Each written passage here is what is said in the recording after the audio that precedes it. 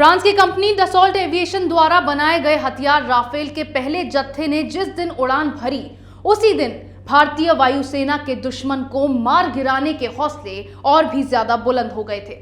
2 दिन के इंतजार के बाद आखिरकार राफेल भारत आ गया है।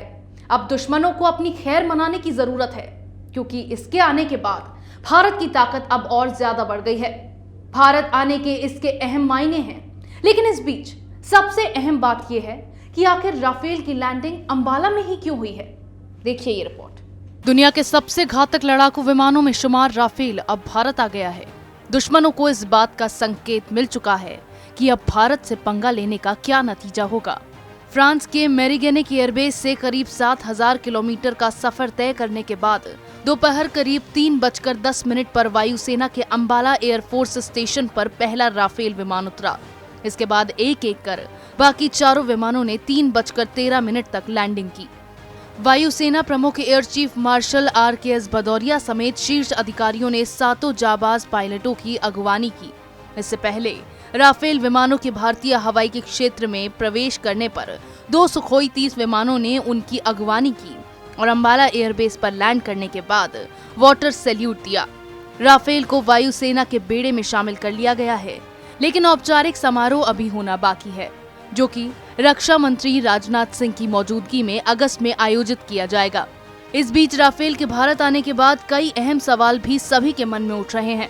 इनमें सबसे पहला और महत्वपूर्ण सवाल तो ये है कि आखिर राफेल की लैंडिंग के लिए अंबाला एयरबेस को ही क्यों चुना गया।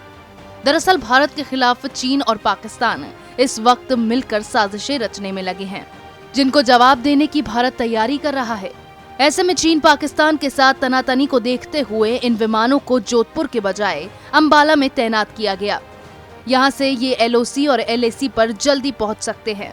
दूसरा, अंबाला एयरबेस दिल्ली से महज 200 किलोमीटर करीब होने के कारण राजनीतिक दृष्टिकोण से भी अहम है।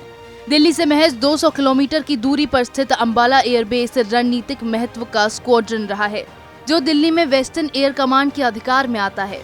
फरवरी 2019 में पाकिस्तान के बालाकोट में एयर स्ट्राइक के लिए मिराज यहीं से उड़े थे और सफल ऑपरेशन कर लौटे थे। इसके अलावा 1999 के कारगिल युद्ध के समय भी अंबाला के इस एयरबेस ने अहम भूमिका निभाई थी, जब 234 ऑपरेशनल उड़ानें यहां से भरी गई थी और इन्हीं सब कारणों के चलते राफेल को सीधे अंबाला में लैंड करवाया गया है। इसी के साथ भारत आए इन विमानों में 3 1 सीट वाले जबकि 2 विमान 2 सीट वाले हैं। इन्हें अंबाला की 17वीं स्क्वाड्रन में शामिल किया गया, जिसे गोल्डन एरोज के नाम से भी जाना जाता है।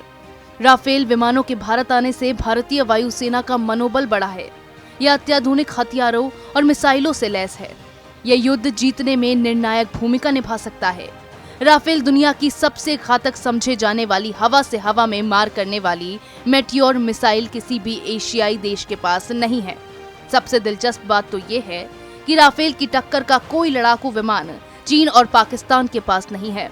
हवा से हवा और हवा से जमीन पर वार करने के मामले में राफेल की चीन या पाकिस्तान के विमानों से कोई तुलना ही नहीं है। ऐसे में चीन और पाकिस्तान अब कुछ भी कर लें, भारत से मुकाबला करने का नतीजा उनके लिए बहुत बुरा होने वाला है। 59,000 करोड़ के करार वाले ये विमान आखिरकार तमाम विवादों के बाद भारत आ ही गए हैं। राफेल जैसे दुनिया के घातक हथियार कहलाए जाने वाले विमान को भारतीय वायुसेना के बेड़े में शामिल किया गया है। अंबाला को ही इसकी लैंडिंग के लिए चुना गया, क्योंकि यही वो जगह थी जहां से पाकिस्तान के बालाकोट में एयर स्ट्राइक के लिए विमानों को उड़ाया गया था। अब चीन पाकिस्तान के साथ बढ़ती तनातनी के बीच राफेल को भारत लाया गया है। ये दुश्मन के लिए चेतावनी है कि अब उसका हाल बुरे से भी बुरा होने वाला है। इसी तरह की खबरें मैं आपके लिए लाती रहूंगी, तब तक के लिए बने रहिए हमारे साथ। अगर आपको हमारा वीडियो पसंद आया हो तो इसे लाइक करें, हमारे चैनल को सब्सक्राइब करें और हाँ, बेल आइकन दबाना ना भूलें, ताकि आप तक हमारे वीडियो की नोटिफिकेशन पहुंचती रहे। आप अपना सुझाव हमें कमेंट बॉक्स में दे सकते हैं। हमारे साथ जुड़ने के लिए शुक्रिया।